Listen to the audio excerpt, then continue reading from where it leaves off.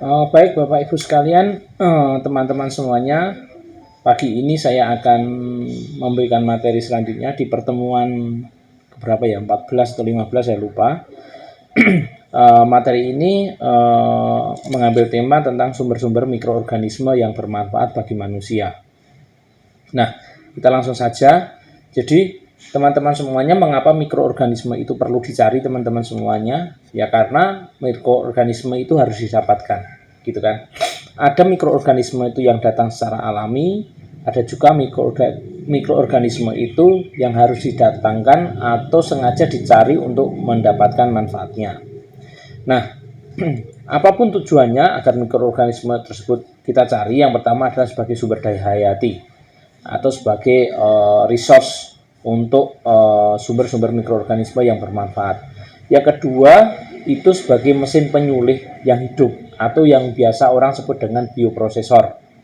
Yang ketiga disebut dengan investasi. Mengapa investasi? Ya karena mikroorganisme itu memiliki nilai jual yang tinggi pada suatu saat, gitu kan. Jadi mungkin ini sebagai bibit atau biang, sehingga mikroorganisme itu sebagai barang invest.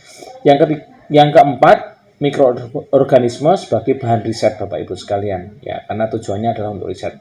Yang terakhir, mikroorganisme dituntut untuk menjadi sebuah produk. Hampir saja jatuh. Oke, enggak apa-apa. Lanjutnya, contoh-contoh mikroorganisme seperti untuk membuat keju dalam dunia industri, ada yang membuat beverage, minuman ya, ada yang membuat etanol untuk bahan farmasi, terus ada juga digunakan sebagai pembuat etanol atau aseton. Nah, apa yang dicari Bapak Ibu sekalian? Yang dicari adalah bakteri, yeast, jamur, dan alga. Nah, manfaatnya apa mikroorganisme tersebut di dalam industri, terutama industri pangan nih Bapak Ibu sekalian. Yang pertama, bakteri ya. Bakteri bisa untuk membuat nata de coco, untuk membuat yogurt, membuat keju, kefir, tempoyak, untuk wastewater treatment, untuk mengatasi pencemaran air limbah dan lain sebagainya. Yeast atau disebut dengan kamir itu bisa untuk membuat wine, bisa untuk membuat whisky, tuak, tape, roti dan lain sebagainya. Selanjutnya adalah jamur ya, bisa untuk membuat tempe, membuat oncom, membuat tape, terus membuat pigmen alami, angka dan lain sebagainya. Sedangkan alga atau kita sebut dengan ganggang itu sebagai sumber protein sel tunggal atau SCP, sel. Terus ada bahan untuk pigmen, bahan untuk membuat antioksidan, atau yang tadi protein sel tunggal, SCP, single cell protein ya. Nah, Bapak Ibu sekalian bisa lihat gambarnya. Nah, sumbernya dari mana mikroorganisme tersebut Bapak Ibu sekalian? Bisa dari buah, terutama buah yang sudah membusuk ya. Nah, Bapak Ibu lihat gambar di slide-nya, itu ada jamur yang membusuk. Jamur. Ada apa tuh ini? Jeruk yang sudah membusuk, maksudnya jeruk yang sudah berjamur. Kedua, makanan yang banyak mengandung gula atau kandungan gulanya tinggi. Yang ketiga, makanan yang banyak mengandung nitrogen yang cukup tinggi. Yang keempat, suatu bahan di mana memiliki lingkungan yang stabil. Contohnya ini adalah produk nata, yaitu biasanya didapatkan dari fermentasi air nira kelapa. Nah, sumbernya bisa juga dari tempat lainnya seperti di perairan ya, untuk mencari alga, dan semua yang dicari tersebut guna mencari bakteri, jamur, yeast, dan alga. Nah, contohnya adalah yang pertama adalah sumbernya dari air Bapak Ibu sekalian. Nah, air bisa air tawar maupun air asin. Nah, kenapa dari air? Karena air itu distribusinya sangat luas. Yang kedua, air itu kaya nutrisi, terus lingkungannya stabil. Nah, apa yang bisa didapatkan dari air? Paling gampang ada cari alga, cari ganggang. Jadi kalau ada air itu berwarna hijau, ada yang berwarna merah, kecoklatan, Bapak Ibu bisa memanen air tersebut, di dalamnya ada mikroorganisme. Nah, salah satunya adalah alga. Nah, alga itu ada bermacam-macam warna, ada yang kuning, merah, hijau, coklat, dan lain sebagainya. Atau bakteri, Bapak Ibu sekalian, yang bisa dicari. Dan alga ini, terutama alga yang sudah banyak industri yang memanfaatkannya. Tanah. Nah, kenapa tanah? Nah, karena tanah itu adalah lingkungan spesifik yang sangat terbuka Bapak Ibu sekalian, dan kita semua menginjak tanah ya. Terus kaya akan sumber mikroba. Nah, bahan-bahan yang dari tanah itu bisa digunakan untuk wastewater treatment, bisa untuk pengolahan limbah cair ataupun limbah padat. Nah, apa yang didapat? Bisa dapat bakteri, yeast, alga, dan jamur. Nah, kita bisa juga mencari sumber-sumber mikroorganisme tersebut dari binatang. Contohnya adalah dari saluran pencernaan rumenansia, ya. Contohnya dari kambing, sapi, dan lain sebagainya. Karena kita bisa mendapatkan bakteri yang bisa mendegradasi selulosa atau serat, ya. Atau bisa untuk degradasi protein. Nah, kita bisa ngambil itu dari rayap. Di saluran pencernaan rayap kita bisa ambil bakterinya. Nah, ada juga bakteri yang tergolong dalam bal atau bakteri asam laktat. Nah, contohnya adalah Bifidobacterium. Ini bakteri yang biasa hidup di dalam saluran pencernaan manusia atau di usus. Nah, kita bisa cari itu, nggak mungkin kita bedah usus manusia, tapi kita bisa ambil dari fesesnya.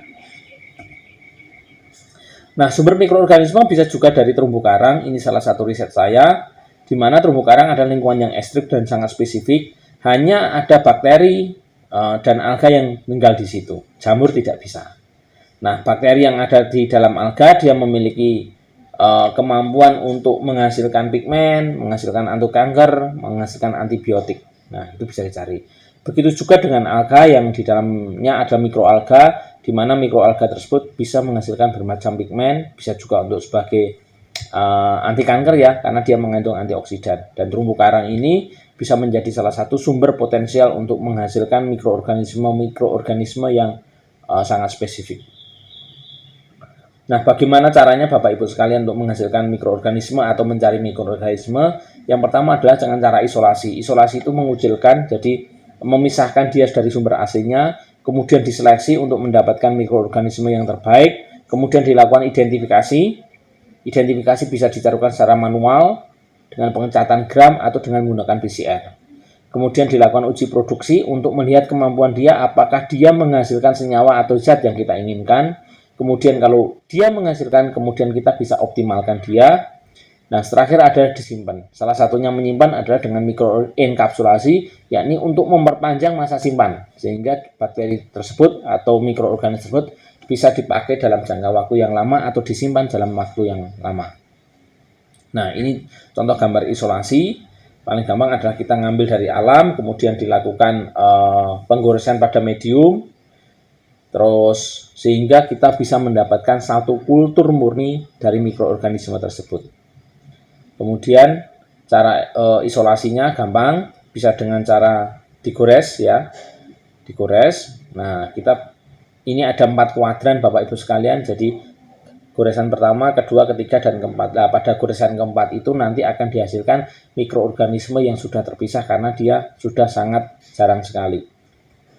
Nah, kemudian dilakukan seleksi, yakni untuk dalam rangka memilih isolat dengan penciri tertentu, memilih isolat dengan kriteria tertentu, terus memilih juga dengan karakter tertentu. Dan memilih isolat ini dilakukan saat seleksi. Jadi kita bisa menseleksi mana yang potensial yang bisa kita gunakan atau kita manfaatkan. Nah, contohnya seperti ini cara memilih isolatnya, tinggal kita kasih nomor aja mana yang kita butuhkan. Terus dilakukan identifikasi, yakni dengan cara manual, dengan cat gram, mikroskopis, uji fisiologis. Bisa juga dilakukan dengan molekuler, yaitu dengan polymerase chain reaction, ya, PCR. Ini contohnya kalau gram positif dan negatif ada perbedaan warna merah dan biru. Kalau ini dengan menggunakan PCR, jadi kita bisa sequencing, terus kita lakukan analisa dari kode genetiknya sehingga kita bisa mendapatkan tingkat kekerapatannya dia dengan bakteri yang sudah diuji.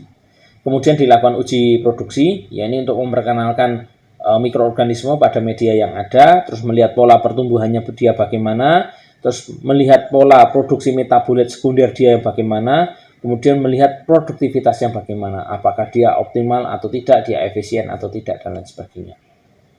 Nah, sesudah diuji produksi dan dia bisa menghasilkan suatu produk yang kita inginkan, baru dioptimalkan. Dioptimalkan artinya adalah untuk bagaimana dia menghasilkan produk yang sebanyak-banyaknya dengan memanfaatkan media yang seefisien mungkin.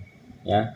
Nah, ini dengan cara mempelajari karakter mikroorganisme dan lingkungan, bagaimana dia mendapatkan optimal, terus mengadaptasikan mikroorganisme dengan lingkungan yang baru agar dia optimal, Atau dengan cara yang ketiga adalah meniru kondisi lingkungan di habitat aslinya.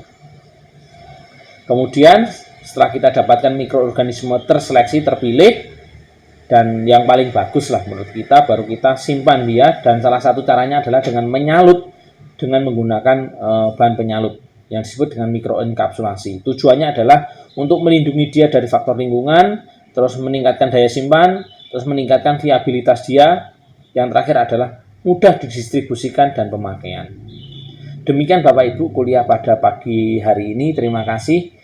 Sampai jumpa minggu depan. Silakan kalau ada pertanyaan hubungi saya. Dan saya ucapkan selamat melanjutkan aktivitas dan kegiatan Bapak Ibu selanjutnya. Sampai jumpa dan terima kasih.